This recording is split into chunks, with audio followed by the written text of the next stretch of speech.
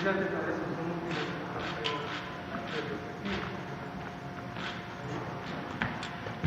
buenas tardes.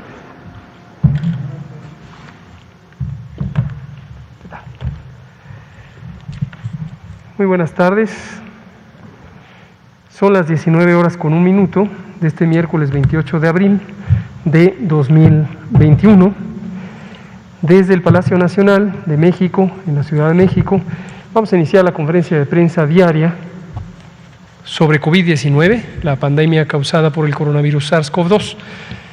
Hoy tenemos como información general el curso que guarda la pandemia, recordando, como lo comentamos esta mañana, que llevamos 14 semanas de reducción de los distintos indicadores de actividad de la epidemia. Es decir, la epidemia va a la baja ya desde hace más de 3 meses, prácticamente en todo el país. En algunas entidades federativas, como lo hemos estado comentando, de repente hay aumentos en la cantidad de casos, en la cantidad de personas enfermas, personas que se hospitalizan, y afortunadamente hemos visto una respuesta muy oportuna por parte de las autoridades estatales, como fue el caso de Chihuahua, que cuando tuvo un repunte hizo algunos ajustes en las intervenciones de salud pública que corresponden a la autoridad sanitaria estatal, y vimos en poco tiempo un cambio de tendencia, una reducción de los casos de enfermedad.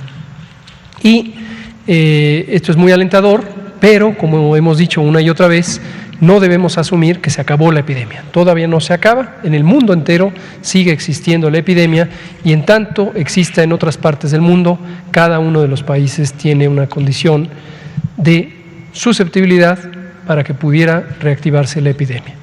Lo que podemos decir es que hasta el momento llevamos estos 14 semanas, 3 meses y medio en reducción de la epidemia.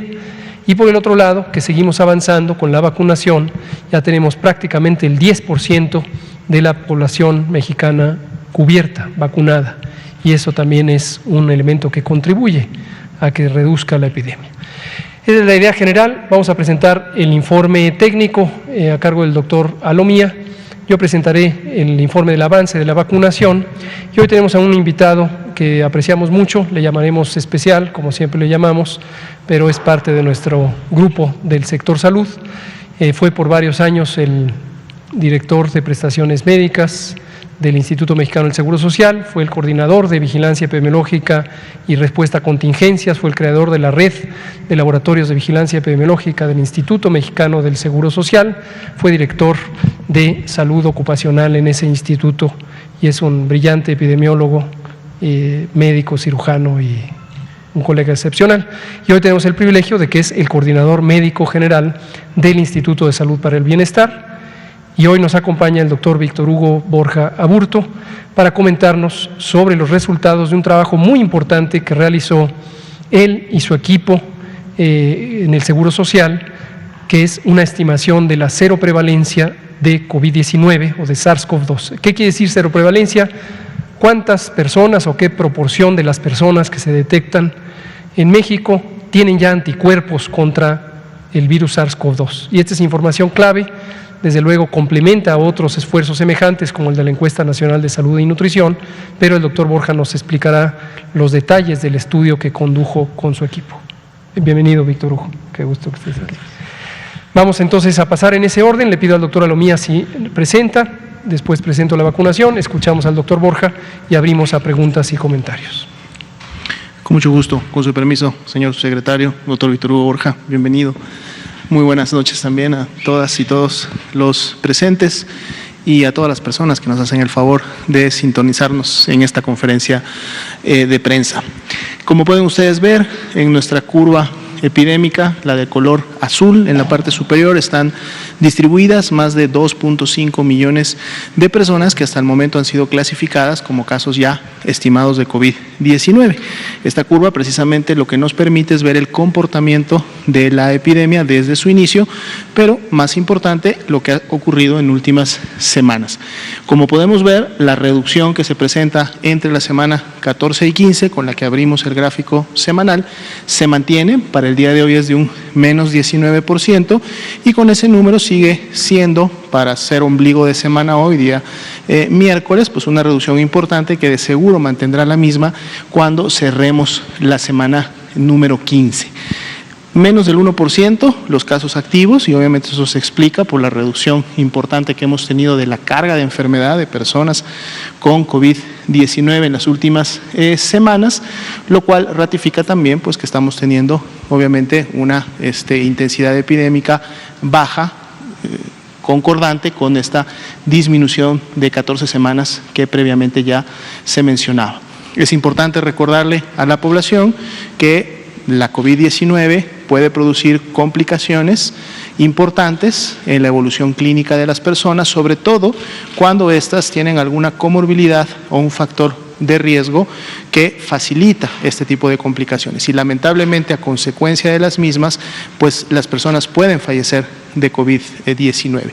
Y esta ocurrencia o este impacto en la población es precisamente el que se quiere evitar y ahora controlar con la vacuna. Por un lado, tenemos lamentablemente 215.918 personas que han fallecido a consecuencia de estas complicaciones, pero sin embargo también por otro lado tenemos ya más de 6.390.000 personas que al tener esquemas completos de vacunación, pues obviamente tenemos toda la expectativa que ya no tengan que pasar por un cuadro grave de COVID y por lo tanto tampoco tengan que fallecer a consecuencia de la enfermedad. Si vemos la siguiente diapositiva, vemos nuevamente la actualización del comportamiento hospitalario diario. Podemos ver esta reducción importante que se mantiene en los últimos días y que se ha presentado desde inicios de este año, con la reducción también de la carga de enfermedad, menos 78%, la reducción acumulada desde que esta inició prácticamente a mediados de enero, y como vemos la tendencia descendente se mantiene aún en últimos días. Vamos a ver cómo está distribuida por camas generales y camas con ventilador. En la siguiente diapositiva vemos el primer grupo de ellos, que son las camas generales. 13% de ocupación nacional, es de las ocupaciones más bajas, se ha mantenido esta por varios días en la última semana, y esto a su vez permite que todas las entidades federativas tengan menos del 30% de ocupación de este tipo de camas, lo cual nos deja más de 27.000 camas disponibles de este tipo en todo el territorio nacional. Si vemos la siguiente diapositiva, tenemos una disminución de un punto porcentual para efectos de la ocupación nacional de camas con ventilador, está en 18%, esta también es una reducción importante para este tipo de camas, encontrándose solo dos entidades federativas que además han sido las mismas entidades en las últimas semanas que han mantenido esta condición en un rango entre un 30 y un 49% de ocupación. De hecho están más pegadas al rango del 30% en sí, y 30 entidades, la gran mayoría en México, tienen menos del 30% de ocupación de sus camas con ventilador, lo cual el día de hoy, por ejemplo, deja más de 9.000 camas con ventilador que están disponibles y listas para atender a las personas que presentan justo las mayores complicaciones, y que a través de esta atención especializada se contribuye obviamente también a combatir y disminuir la letalidad y la mortalidad que la COVID-19 produce en el país. Vemos una siguiente diapositiva. Hoy día es miércoles, toca actualizar precisamente el informe de la vigilancia genómica, a través del cual se está monitoreando e identificando la circulación de nuevas mutaciones y sobre todo nuevas variantes, enfocadas sobre todo a aquellas que son de preocupación o de interés, una clasificación que emite y otorga la Organización Mundial de la Salud en función precisamente de la vigilancia y la expectativa que se tiene de las mismas en el nivel internacional, es decir, en el contexto de la pandemia. El cuadro es similar al que hemos ya presentado en ocasiones anteriores, es solamente su actualización, pero rápidamente lo repasamos.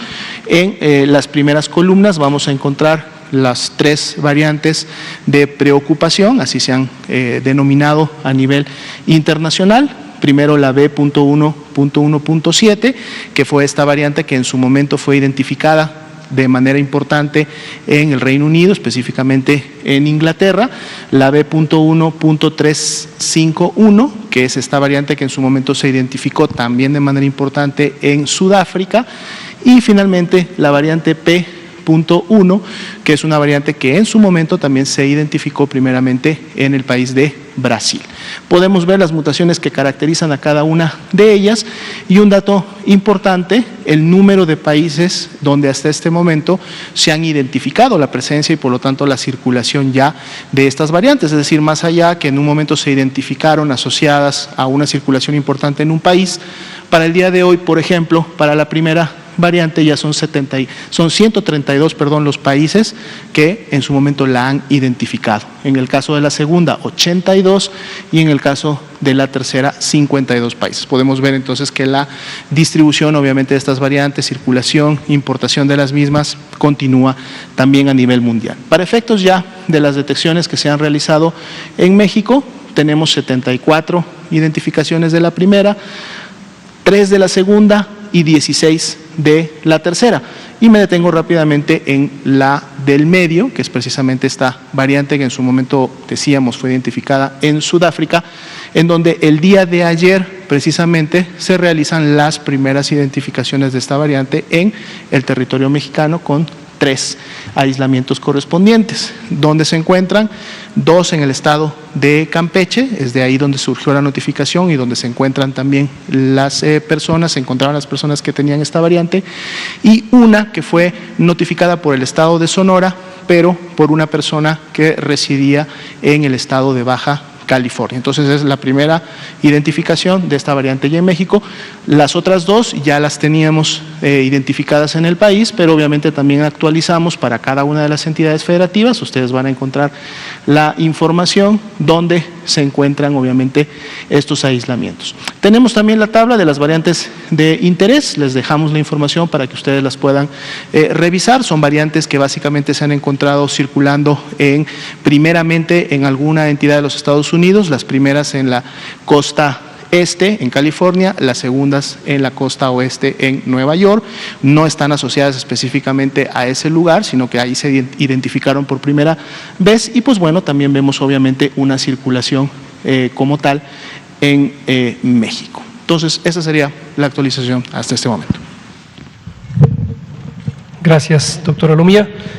Hablemos ahora de vacunación. Seguimos vacunando, sigue el programa nacional, sigue la estrategia nacional de vacunación contra el virus SARS-CoV-2 para prevenir COVID-19, que empezó el pasado 8 de diciembre de 2020. Recordar que este plan ha sido diseñado con el interés de atender un problema de salud pública. Esto es sumamente importante tenerlo claro. No es lo mismo una intervención médica, en donde lo que se pretende es prevenir o atender o rehabilitar de la enfermedad a una persona a la vez, que pensar en millones a la vez. Son muy diferentes la medicina y la salud pública. Por supuesto, son parte de un mismo sistema de ciencias de la salud, del Sistema Nacional de Salud, cuando se habla de la práctica, pero no son lo mismo.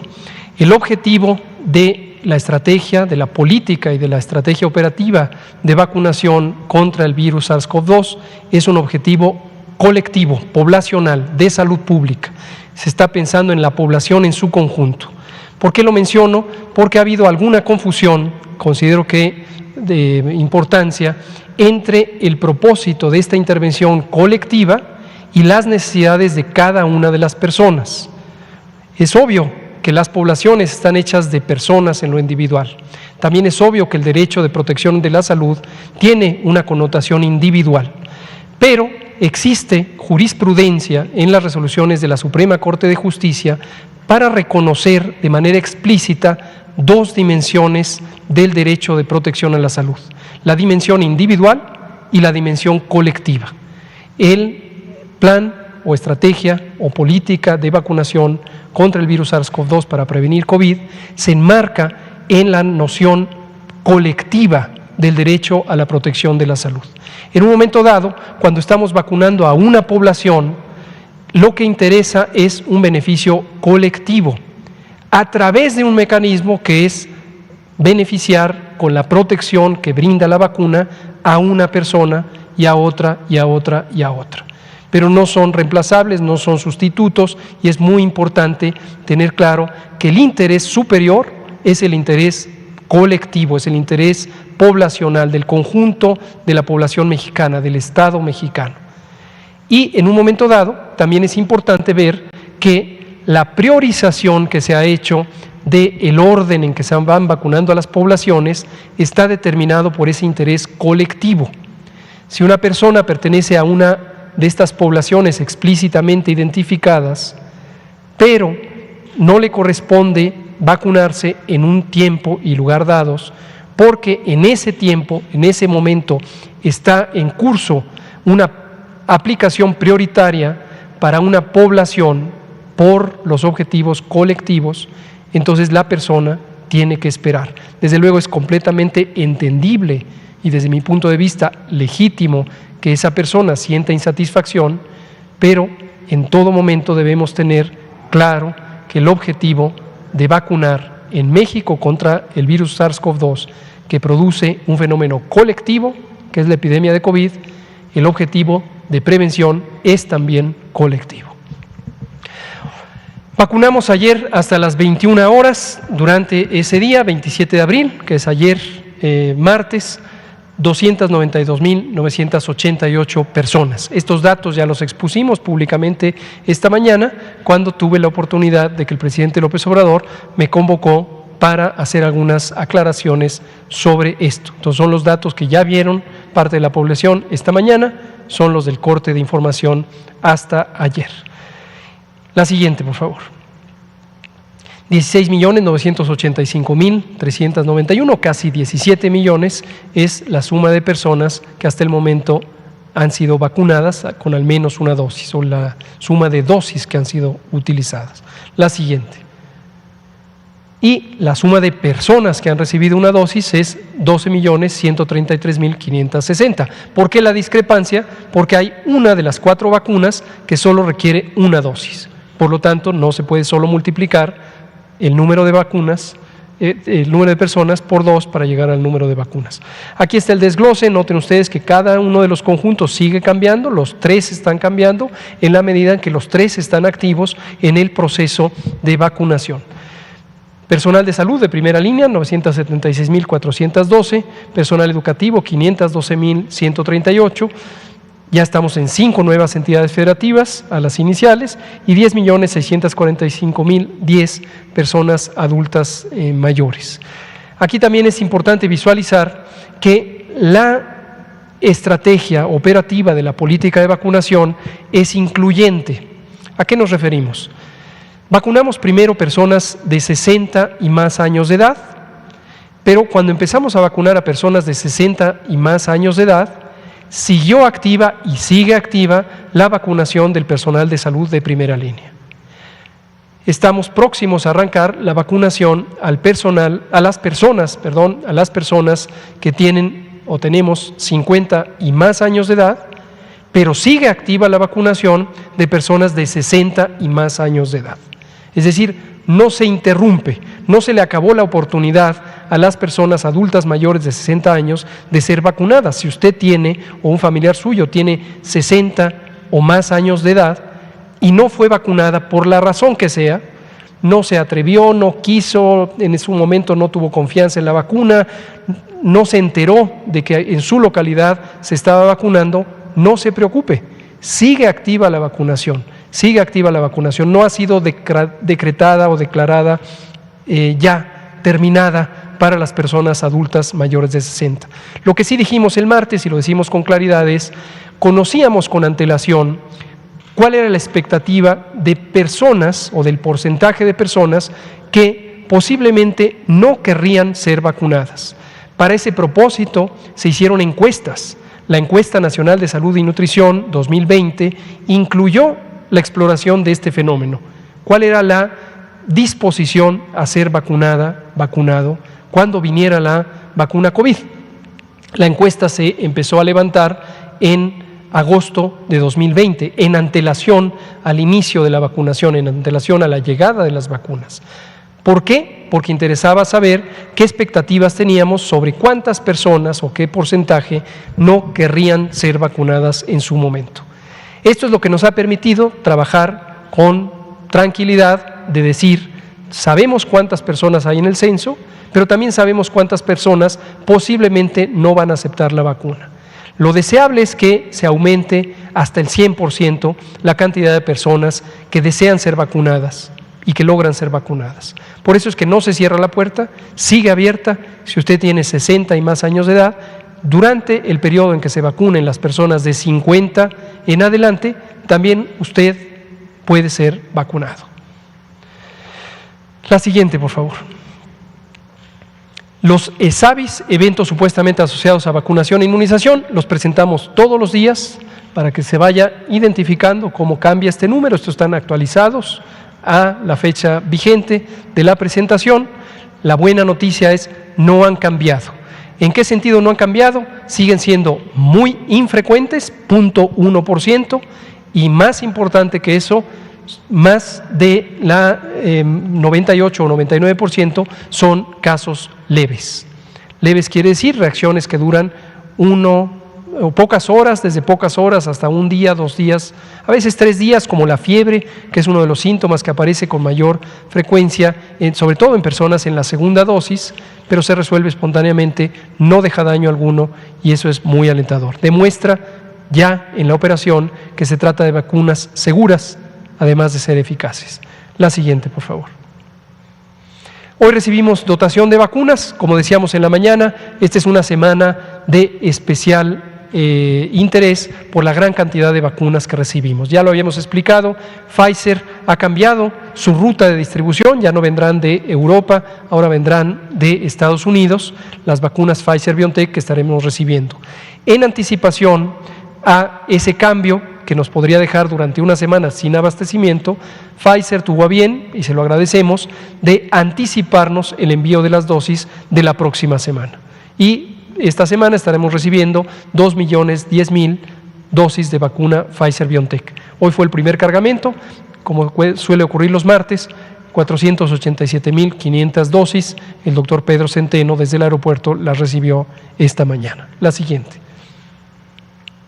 Aquí está cómo queda la distribución, ya creció el número, 22.598.385 dosis que hemos recibido desde el 23 de diciembre de 2020. Pfizer, 9.136.725, las demás sin cambios esta semana, 4.664.500 la de AstraZeneca, 5 millones la de Sinovac, 1.100.000 la de Sputnik V, y 2.697.160 la de CanSino. Veamos cómo queda el calendario anticipado para esta semana en recepción de vacunas. La siguiente, por favor. Aquí está. Lo que aparece en amarillo son los embarques ya entregados.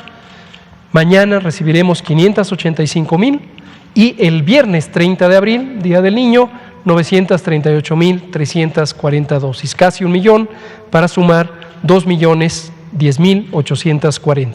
También CanSino, que se fabrica en China pero se envasa en México, se hará una liberación. Hasta el momento parece muy viable, dado los avances en los estudios que se le hacen a cada uno de los lotes por parte de COFEPRIS. 488.470 dosis.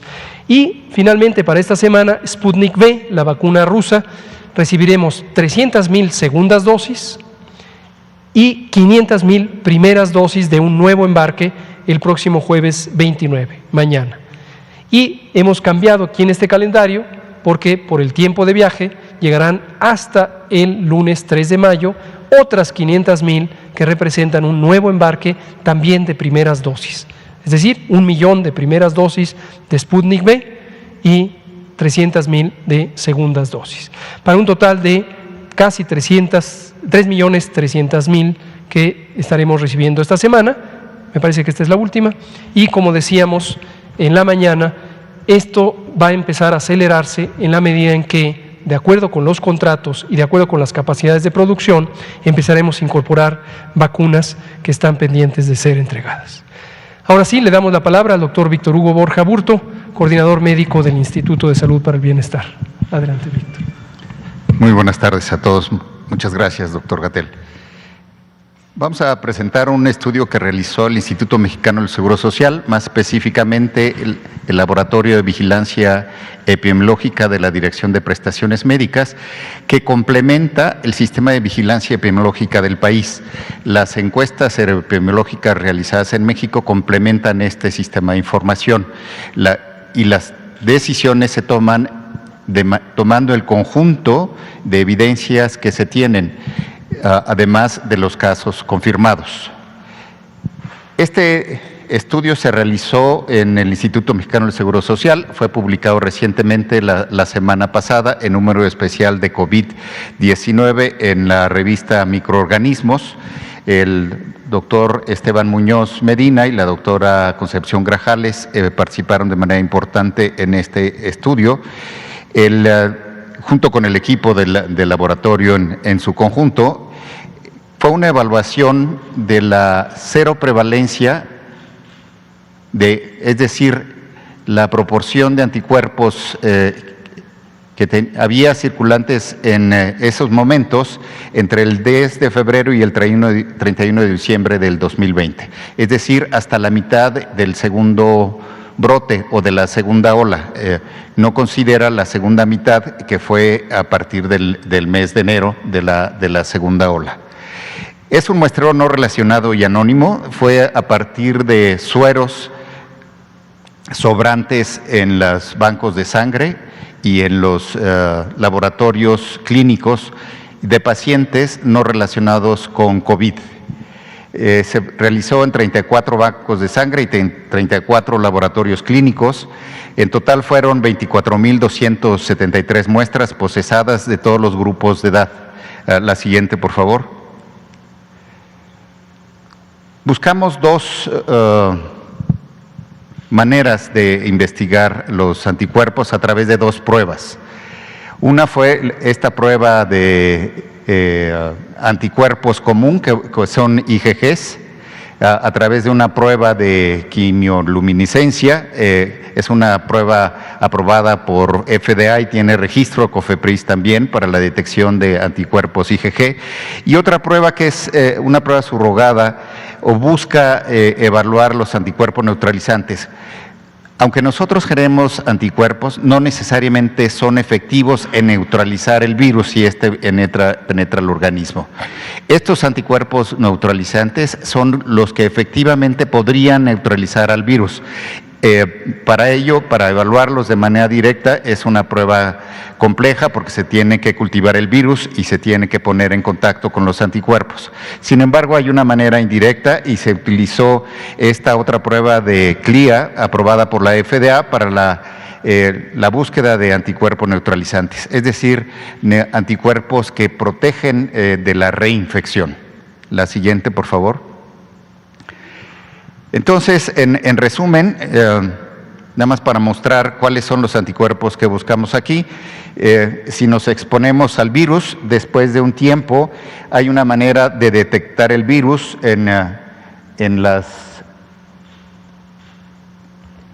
con un hisopado faríngeo, con PCR, y también se puede aislar el virus del tracto respiratorio. También hay unos anticuerpos que son los IgM, que se aumentan en la etapa aguda de la enfermedad. Pero hay otros anticuerpos que después de que adquirimos la infección aumentan y permanecen en el organismo, que son estos. Esos son los anticuerpos IgG que buscamos en la población. Si una habitante del país se infectó durante este periodo y si los anticuerpos duraron al menos 6 meses, que es lo que se ha estudiado, los podemos detectar de tal manera que una prueba de estas ve la probabilidad o la infección acumulada a través del tiempo. No es en ese momento, sino es a través del tiempo. La que sigue, por favor. ¿Qué es lo que hicimos? Bueno, encontramos una seroprevalencia muy baja al principio, en el mes de febrero. Era difícil que estas fueran positivas. Las barras verdes son el número de muestras que recibimos y las barras grises son el número de muestras, las barras verdes son los anticuerpos IgG y los para cada uno de los IgG neutralizantes que investigamos. Como nosotros creímos, y esto fue un proyecto apoyado por el CONACYT, los proyectos de investigación tienen una fecha de inicio y término. La fecha de término que autorizó CONACYT había sido en este mes, en el mes de septiembre. Nosotros redujimos el número de muestras. Sin embargo, al ver que comenzó nuevamente la nueva ola, pedimos más muestras y estas son las 0 prevalencias que encontramos. La siguiente, por favor. ¿Qué encontramos? Encontramos, complementando al sistema de vigilancia que hace las pruebas moleculares de los casos sintomáticos, encontramos 4 casos IgG positivos de antes del 29 de febrero. Esto es lo esperado. Cuando encontramos un caso positivo en enfermedades que pueden ser asintomáticas, se espera que previo a eso empiece la circulación del virus. Entonces encontramos estos 54 casos adicionales antes de la declaración de la transmisión comunitaria. Si ustedes recuerdan, hubo una fase en que se declaró la transmisión comunitaria y una diseminación a todo el territorio nacional en 5 semanas, por las muestras que fuimos recibiendo a través del tiempo. La que sigue, por favor. ¿Cuál fue la seroprevalencia acumulada durante todo el periodo al mes de diciembre? Encontramos que en el noroeste el 40.7% de la población ya tenía anticuerpos, es decir, ya había estado en contacto con el virus y desarrollado anticuerpos. En el noreste del país el 37%, en el sureste el 35%, en el centro el 30% y en el occidente encontramos la seroprevalencia más baja del 26.6%. Con esos intervalos de confianza, obviamente cuando se hacen muestreos se tienen que calcular los intervalos de confianza. La que sigue, por favor. ¿Esto qué quiere decir? Que de la región con mayor número de individuos con IgG positivos a SARS-CoV-2 fue el noroeste del país. Identificamos unos casos previos al reporte oficial en México con prueba confirmatoria molecular.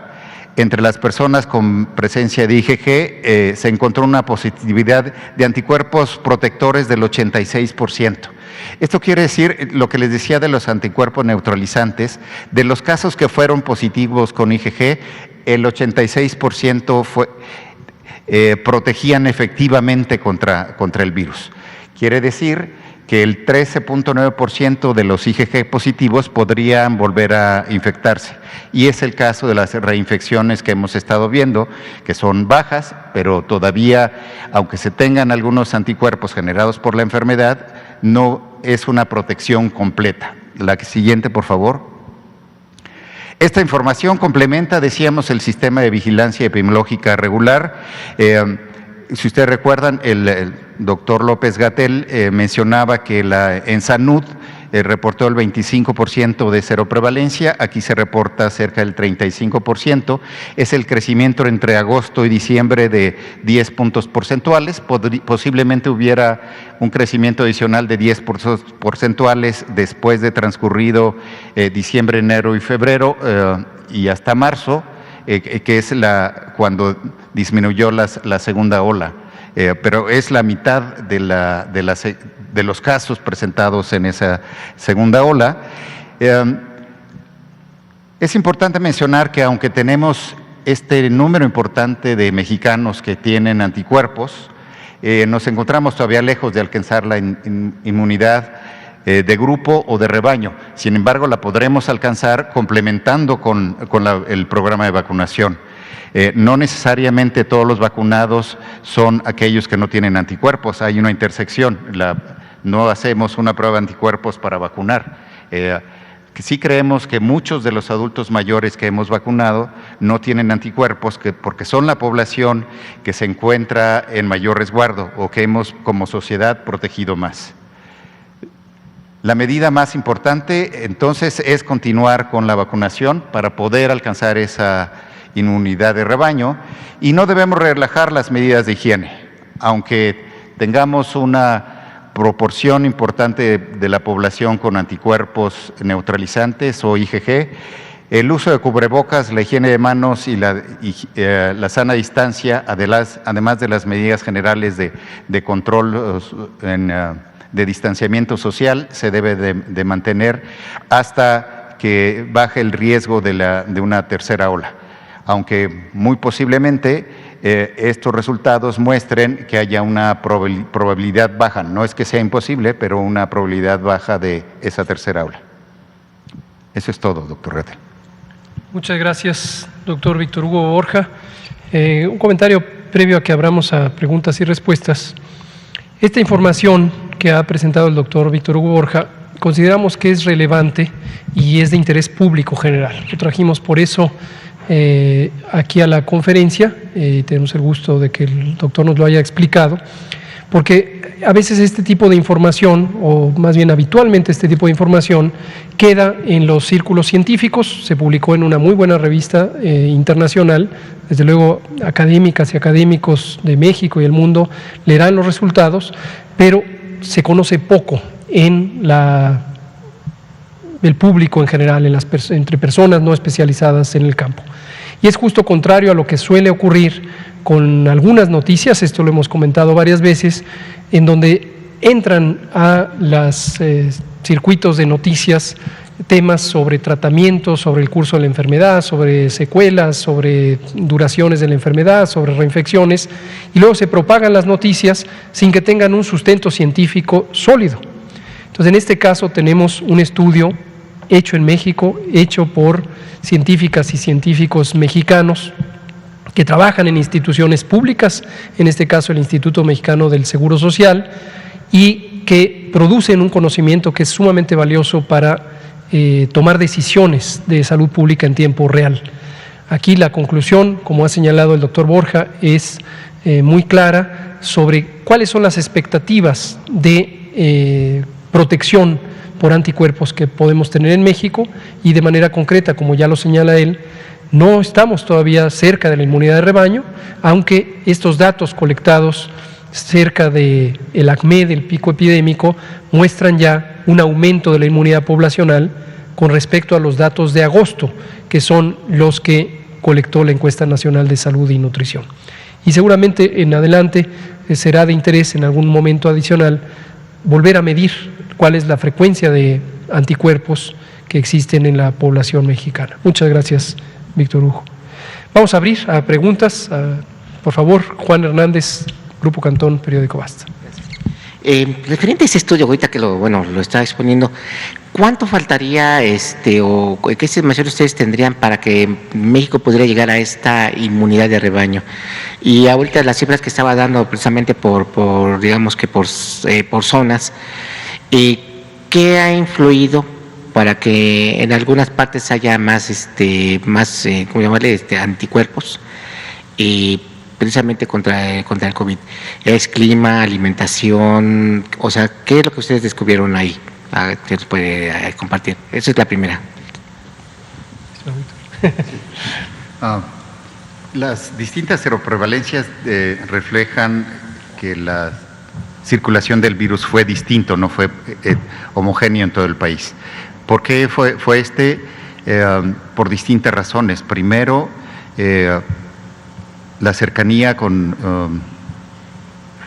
los Estados Unidos reflejó en algunos casos el intercambio de la población mucho más frecuente. Si ustedes recuerdan, en Tijuana tuvimos desde el principio una casuística muy importante, la circulación del virus fue muy importante. Si vemos Quintana Roo, cuando analizamos los sueros también de Quintana Roo, que tiene un intercambio muy importante con otros países, la circulación ha sido mayor. Y las curvas que ha presentado el doctor López-Gatell y el doctor Alomía por regiones o por estados, si ustedes recuerdan, Jalisco tuvo en esos momentos previos a diciembre una circulación muy baja, y es un componente muy importante de esa región en donde encontramos una seroprevalencia cercana al 27%, si no mal recuerdo 26.6%. Las epidemias no son un pico homogéneo. Al interior hay condiciones distintas. para la circulación. Esto no toma en cuenta la gravedad de la enfermedad, esto solo mide la infección. La gravedad la podemos ver a través de las hospitalizaciones o de las defunciones. Algo importante también que olvidé mencionar es que con estos datos se pueden recalcular los indicadores epidemiológicos. Por ejemplo, la tasa de letalidad, que si asumiéramos que todo el exceso de mortalidad que se ha reportado y que se reportó en diciembre pudiera asociarse a COVID-19, si eso lo dividimos entre los casi 45 millones de mexicanos que tuvieron contacto con el virus, la letalidad es menor al 1%. Entonces, esto redimensiona también las consecuencias de la enfermedad. No recuerdo la primera parte de la pregunta. ¿Cuánto o qué elementos se deberían de tener precisamente para llegar a esta inmunidad de rebaño? Porque, bueno, comentaron que estábamos lejos, ¿no? Pero si nos pueden un poquito abundar sobre esta parte, que es la que mucha gente ha querido. Sí, el doctor López-Gatell hace como 4 semanas mencionó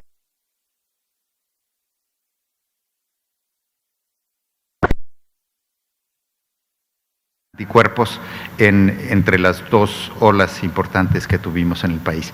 Sin embargo, esto no llega a la inmunidad de rebaño. Necesitaríamos al menos el 75%. Eso lo podemos alcanzar con la vacunación. Y lo podemos alcanzar protegiendo a los más vulnerables. No necesariamente queremos proteger a los que se infectan más, porque son los jóvenes que salen más y se infectan más. Queremos proteger a quienes pueden tener consecuencias mayores cuando llegan a infectarse, y esos fueron los adultos mayores. Por eso la vacunación de los adultos mayores seguramente contribuirá a disminuir la mortalidad, aunque no en el principio no disminuya los contagios, sí disminuye de manera importante la mortalidad, y sobre todo porque el Gobierno de México priorizó a aquellos que son más vulnerables. Perfecto. Bueno, una segunda pregunta. Hoy estuvo circulando en redes y en varios chats, por todos lados, estuvo circulando este mensaje, y se los leo a continuación. Para las personas que se registraron ayer para la vacuna, hay que volver a meterse para que se les actualice el folio, porque estuvieron saliendo con AM, que es adulto mayor, y tiene que venir como A50 y el número. Si te metes hoy con tu CURP, lo actualiza automáticamente. Me dicen que también es importante en la pantalla que les muestra el folio, picar el botón expediente de vacunación, para que se descargue en tu compu el formatito que hay que llevar el día de las vacunas. ¿Qué hay de cierto en esto? Creo que lo habían… Falso. Gracias, Juan, por recordarnos desmentir esto.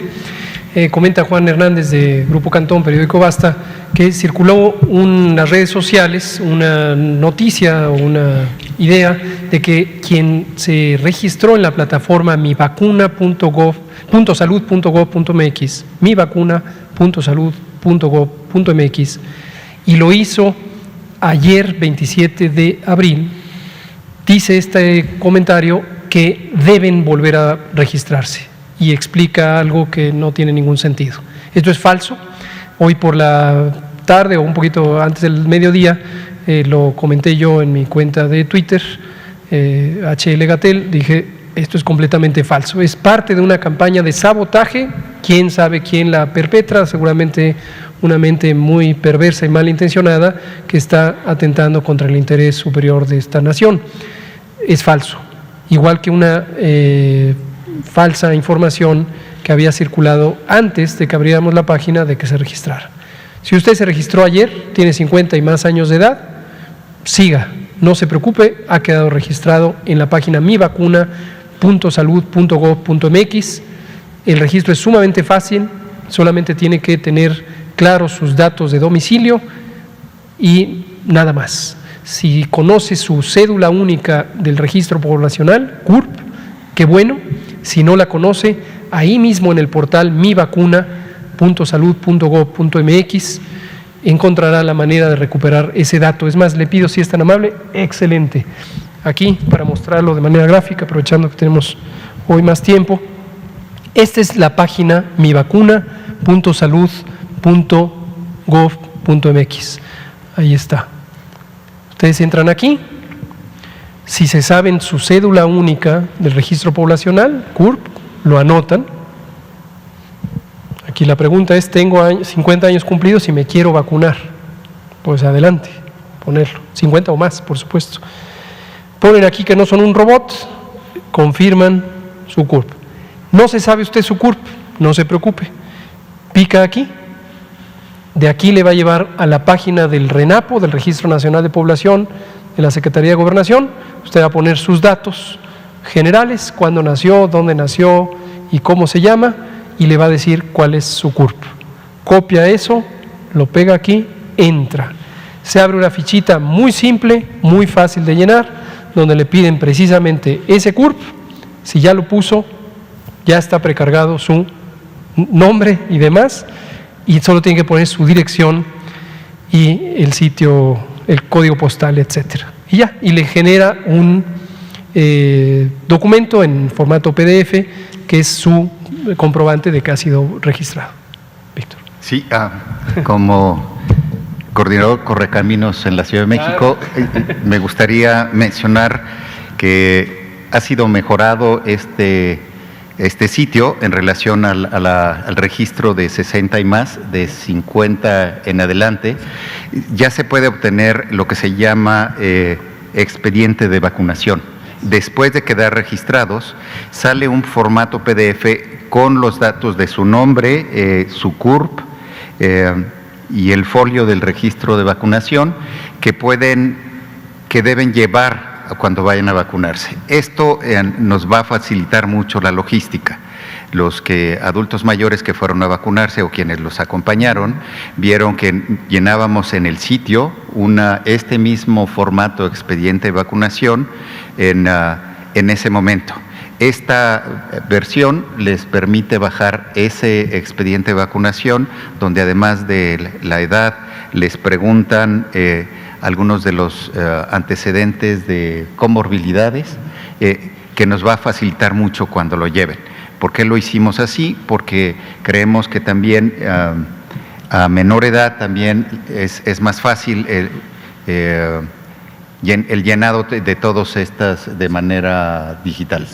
Entonces, sí lo pueden bajar y llevarlos el día que les toque su vacuna. Excelente. Muchas gracias. Bueno, no quiero acaparar tiempo, pero de repente empiezan a llegar preguntas, todo, por ejemplo, de las variantes de Sonora, de Campeche, otros bueno, retomo lo que hace unos días le había preguntado de la industria farmacéutica, que cuándo va a venir el doctor Alejandro Sbach, porque quieren hacer algunas preguntas referentes al área de la COFEPRIS, pero se lo voy a hacer otro día para no acaparar. Pero sí, bueno, esta de las variantes que han estado saliendo, a ver si nos pueden comentar algo rápidamente. Bien. Doctor Alomía. Precisamente este es el resultado de la vigilancia genómica que se ha implementado ya desde varias semanas, meses inclusive, siguiendo las recomendaciones que inclusive en su momento hizo la Organización Mundial de la Salud y que se empezaron obviamente a identificar y escalar las capacidades a nivel nacional. Como ustedes saben, para poder llevar a cabo esta vigilancia se necesitan de sistemas especializados y obviamente de capital humano también técnicamente especializado, que no necesariamente se encuentra disponible o en abundancia, dado el equipamiento que se requiere, que es costoso, los reactivos que se requieren para llevar a cabo una secuenciación genómica y todo el personal involucrado. Es por eso que en últimas fechas se llevó a cabo la conformación, lo comentábamos, de un consorcio que principalmente está integrado obviamente por actores importantes de la Secretaría de Salud, como son la SINSAE, como es el mismo INDRE, la misma Dirección General de Epidemiología, pero también está participando la UNAM, está participando el CONACYT y está participando el Instituto Mexicano del Seguro Social, que por cierto pues es de las instituciones que tiene desarrolladas muy bien este tipo de capacidades. Comento todo esto porque gracias al incremento de esta capacidad de secuenciación genética es que se puede incrementar la cantidad de muestras positivas a virus SARS-CoV-2 por PCR. Esto es importante comentarlo porque las pruebas antigénicas, las pruebas rápidas, no permiten realizar este tipo de vigilancia. Tiene que ser el PCR. Por eso, el modelo de vigilancia asegura a través de las unidades de salud monitoras de la enfermedad respiratoria, que son las SUSMER, la obtención de este tipo de muestras. Y bueno, el resultado creo que es evidente en función de que se han estado ya desde hace varias semanas, desde de hecho fines del año pasado, identificando la presencia y circulación de estas variantes. Las mismas van a ser identificadas en la medida 1, que estas sean importadas, es decir, que lleguen al país en un momento determinado, o también van a ser identificadas, dado que la transmisión comunitaria se mantiene, pues los primeros casos, así como en su momento lo fue el COVID-19 en febrero, marzo del año pasado, pues estas nuevas variantes también van a empezar a distribuirse durante la población. Lo que podemos identificar, sí, hasta el momento, es que obviamente las variantes internacionales, específicamente las de preocupación, las VOCs, estas tres primeras que mencionábamos, todavía en este momento no representan una carga importante o una prevalencia, una predominancia sobre las variables ya identificadas previamente en México durante el año pasado, o inclusive los linajes y los clados mexicanos que hemos tenido en un momento determinado circulando. Pero la importancia de esto es obviamente cuando estas son identificadas, se realiza la notificación correspondiente a la entidad federativa para asegurar la implementación de las medidas de contención que están encaminadas a limitar, o como su nombre lo dice, contener, controlar, que no existan contagios a consecuencia de esta identificación y por lo tanto tratar de limitar lo más que se pueda la transmisión. Esto obviamente lo puede lentificar, pero no necesariamente en su momento va a pararla, como lo hemos visto en el transcurso de todo el año pasado. Tarde que temprano estas variantes empiezan a circular y pueden empezar a tomar nichos. La importancia de identificarlas es justo que el sistema de vigilancia y la atención médica se enfoquen en estas áreas en donde potencialmente ya tenemos la presencia y la circulación y intensifiquen y aseguren las acciones para la mitigación y el control de la enfermedad. Gracias. Vamos a Ignacio de Alba, pie de página, y ahorita se da tiempo, Gerardo. Gracias. Me gustaría preguntarles si hay diferencia entre los anticuerpos que se producen naturalmente por la enfermedad y el que se genera a través de las vacunas. En principio, sí, por dos razones, bueno, por muchas razones, pero para explicarlo de manera sencilla, un virus es una partícula biológica, desde luego microscópica, muy microscópica, mide pocos milésimas de milésima, pocas millonésimas de milímetro, y tiene muchas sustancias, proteínas mayormente y grasa. Y esas sustancias, esas moléculas que tiene cada partícula ultramicroscópica de los virus, puede o no ser reconocida por el sistema inmune. El sistema inmune es el sistema de defensas y produce sustancias que se llaman anticuerpos que pueden adherirse, pegarse a los virus y en algunos casos neutralizarlo. El virus completo, como digo, tiene varias de estas proteínas y aquellas que pueden hacer que el sistema inmune genere las defensas, genere los anticuerpos, le llamamos antígenos. En cambio, las vacunas están hechas de muy pocos de estos antígenos, casi siempre uno de ellos. En el caso de las vacunas contra el SARS-CoV-2, es una de ellas, es la proteína de espiga, la proteína S por su nombre en inglés, y esa proteína de espiga es la que se ha encontrado que tiene la mayor capacidad de generar anticuerpos. Entonces podemos distinguir, si le medimos anticuerpos a una persona, si los anticuerpos son producto de la infección o producto de la vacunación, porque en la persona que tuvo infección va a tener anticuerpos contra varias proteínas del virus. La persona que no tuvo infección y fue vacunada va a tener solamente anticuerpos contra la proteína de espiga. Por supuesto, quien tiene la enfermedad y luego es vacunada va a tener todo el repertorio de anticuerpos, posiblemente con una mayor concentración de los anticuerpos en contra de la proteína de espiga.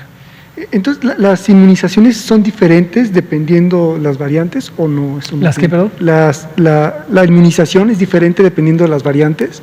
Es decir, si una persona tiene inmunidad contra una variante, ¿puede no tenerla en otra? Bueno, esa es la gran inquietud que existe en la comunidad mundial de salud pública y en general, es una preocupación general, que el virus, conforme va variando, conforme ocurren estas mutaciones, no cambie tanto la composición química del virus, de tal manera que los anticuerpos que se fabricaron para una variante de virus de meses atrás ya no sean útiles para un virus que evolucionó posteriormente.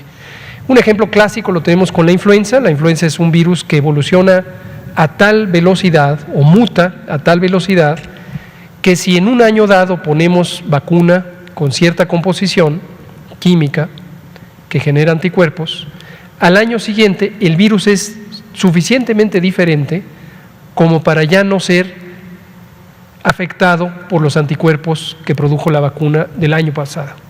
Entonces, por eso es que hay que revacunar cada año contra los virus de la influenza, porque en cada temporada anual de influenza, que para el caso de México y todo el hemisferio norte empieza en octubre y termina en marzo del siguiente año, ya los virus de influenza, aunque siguen siendo virus de influenza, son en su composición química suficientemente diferentes. Y la gran pregunta que todavía no se puede responder, porque no hay suficiente tiempo de experiencia de convivir con el virus SARS-CoV-2, es si el virus SARS-CoV-2 causante de COVID va a evolucionar, mutar, transformarse químicamente y desde luego genéticamente tan rápido que se requiera revacunar una y otra vez. Todavía no se sabe eso hasta el momento.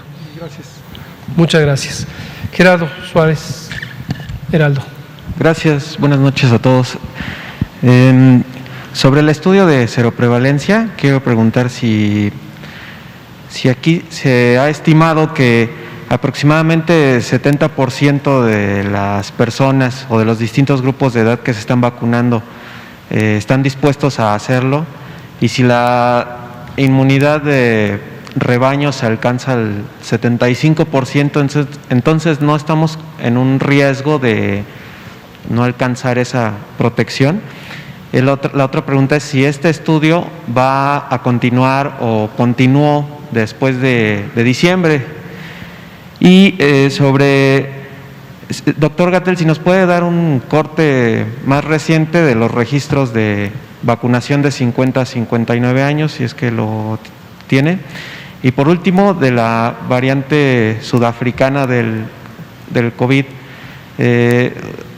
varias instituciones e investigadores han comentado que es más contagiosa, que puede que las vacunas pueden ser menos efectivas con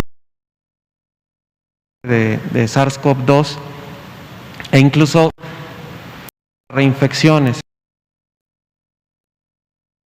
Más específica, ya que encontraron estos 3 casos, o qué otras cosas adicionales van a hacer. Gracias. Súper. Yo muy rápido, esta mañana anuncié que teníamos 2.3 millones, 2.300.000 a solo menos de mediodía. En este momento no tengo una actualización, pero con mucho gusto mañana la presentamos. Adelante. En el caso de las vacunas esperamos que la aceptación de la población cambie conforme se disminuyen los grupos de edad. Los más jóvenes esperamos que acepten más la vacuna. También la seroprevalencia es distinta de acuerdo a los grupos de edad. No los presenté, pero los menciono ahora. De 0 a 20 años encontramos el 33% de seroprevalencia. De 21 a 48 años, el 38% en total. De 41 a 60, 34%. disminuyó a 28 de 61 a 80 años y más de 80 años al 23%. Es decir, igual que el sistema de vigilancia epidemiológica que lo reporta por PCR, es una curva donde los grupos de adultos jóvenes son los que muestran mayor contagio. Nosotros esperamos que entre la inmunidad que ya se ha obtenido de manera natural, más la población que se logre vacunar, que estará por arriba del 75%, se podrá lograr la inmunidad de rebaño. Muchas gracias. El tiempo se nos acabó, desafortunadamente, porque es una pregunta muy interesante sobre las variantes. Lo vamos a seguir tratando, esto prácticamente cada 15 días lo presentamos, y déjenme tomarle la palabra aquí al doctor Alomía para decir, hasta el momento no hay evidencia científica sólida, consistente, de que cualquiera de las variantes represente un riesgo adicional a la propia epidemia. Es decir, no son más transmisibles necesariamente, o más virulentas, o más agresivas. Y sobre lo que me preguntaba, ya me pasaron la información, aquí el propio doctor Alomía, 3.8 millones de personas de 50 años y más se han registrado hasta ahorita en Mi Vacuna. Le invitamos a usted, si tiene 50 años de edad o más, que se registre si es que no ha sido vacunada. Y si usted tiene 60 y más, sigue abierta la oportunidad de que lo haga. Nuestro interés, el interés del Gobierno de México, es que se cubra a toda la población con la vacuna contra COVID-19, de manera que colectivamente estemos todas y todos protegidos.